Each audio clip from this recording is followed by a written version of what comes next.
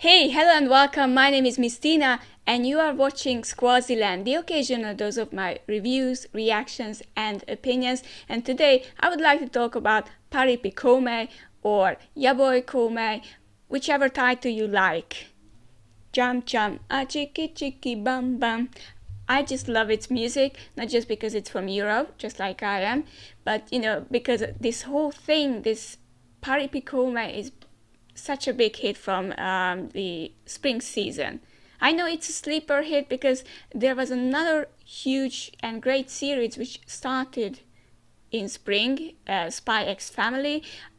Maybe I will talk about that series too, but for now, let's focus on Boy Kongming. As you can see, the title is already a bit deceiving or a bit weird because it is written as Kongming, so why are we pronouncing as Koumei? I think let's just stick to the Japanese original pronunciation and let's just call our, sort of main character Koumei.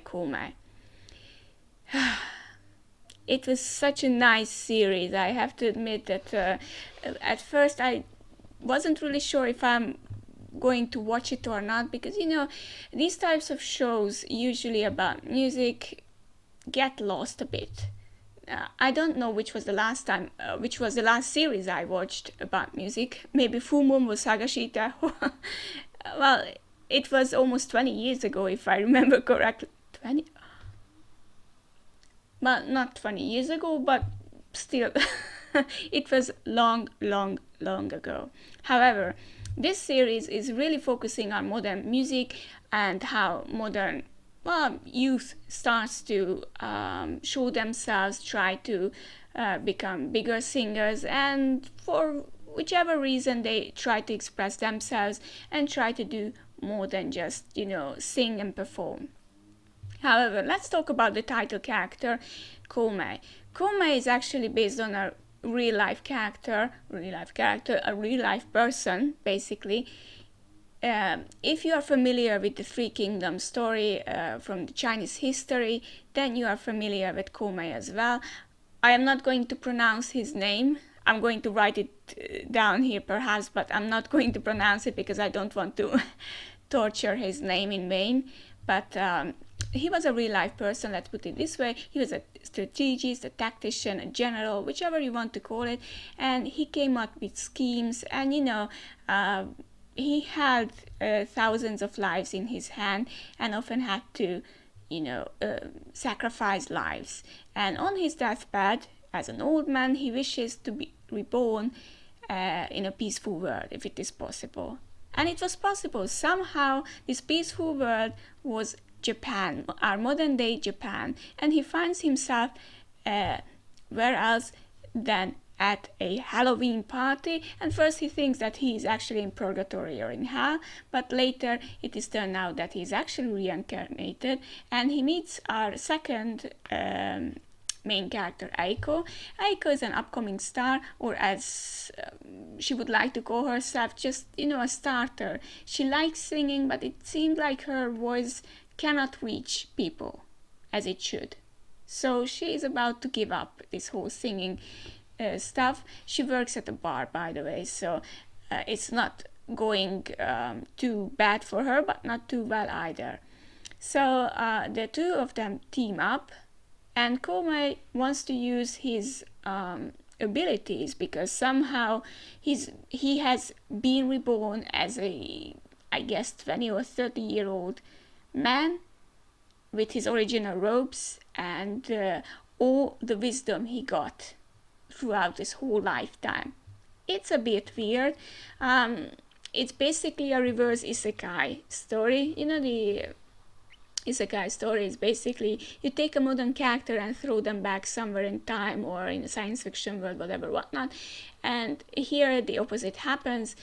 And Koumei, you would think that he's really a fish out of water, but later on you just enjoy him swimming so well in that lake or river. I don't know what would you call modern day Tokyo or Japan or the music industry in general, but he does so well that it is amazing. his character is one of the best characters I have seen. He's entertaining, he can be very ruthless. He did kill a bunch of people too, but he has a sincere wish. He has heard Eiko's voice and her songs, and he was like, man, that could bring people together. Her music can bring people together and maybe perhaps bring harmony into the world and bring peace upon. And that's why he becomes sort of a manager for Eiko. And now he gets to work for Eiko's boss at the bar. And, the whole story is just about Koumei trying to help Eiko out. But of course, in order to help Eiko, Eiko has to help herself too. So she has to improve as a singer because, she has a very, very beautiful voice.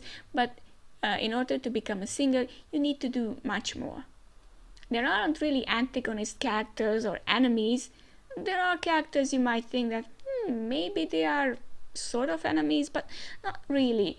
Azalea, the band which Eiko is going against, is basically doing something else. So they are not true to themselves, whereas Eiko tries to be true to herself, and there is sort of a clash between them. But it's not about anything brutal or, it's not with ill intent, let's put it this way. So it's not about I hate you. I like this series and this story because it has drama, but it's not like it's not overly dramatic.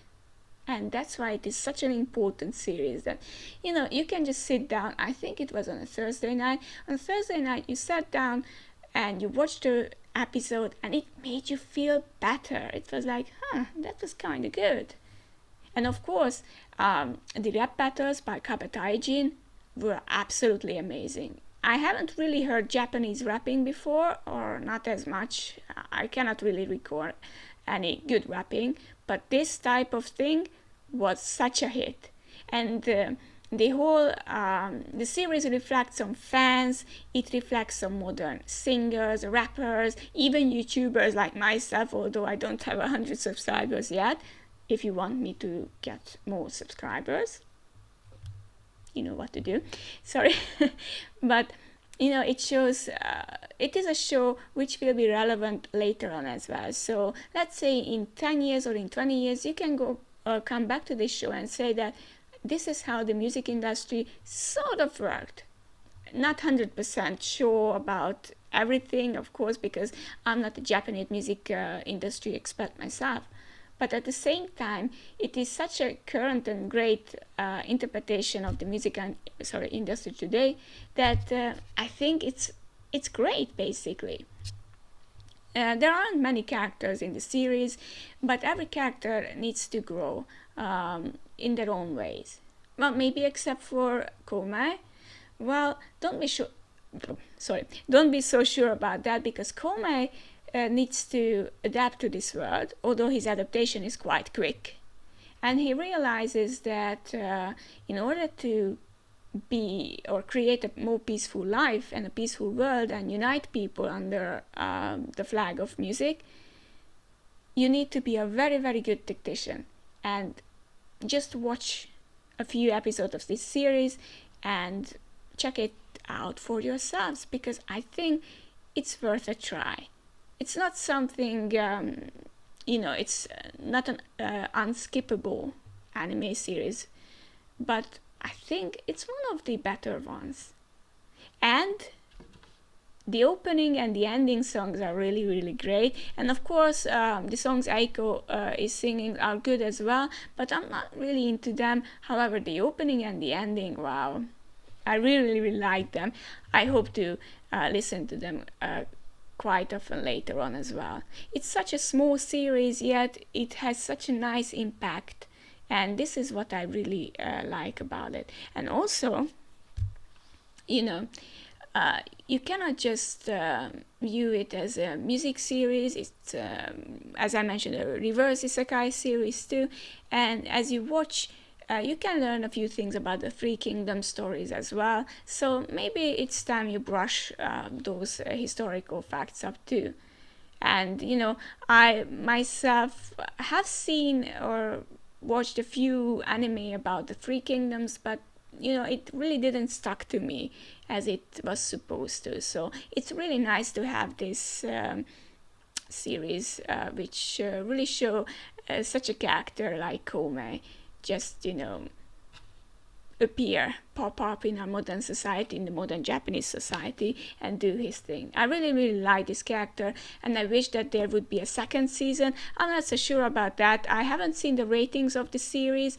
I know that people generally like the opening of the series, and a few of them, I have seen reaction videos to it, so probably it means that a few more people actually watched it and really liked it. But is it enough for a second season? I'm not so sure about that. And also I have read the manga as well, and after this there are quite some musical hiccups there, or let's put it this way, they are musical challenges, and maybe the series is up to that. So the second season, I know what the second season would focus on after reading the manga, which is still ongoing, by the way. So if you are interested in that, you should check out in the local libraries or wherever you can get your mangas, because it's entertaining in manga too. But I think that the charm of this story is the anime.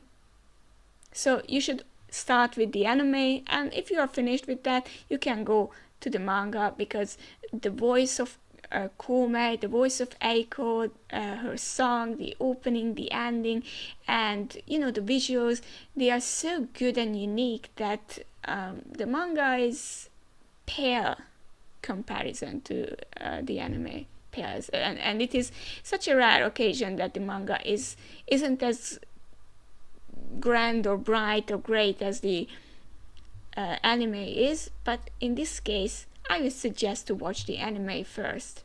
It's just better.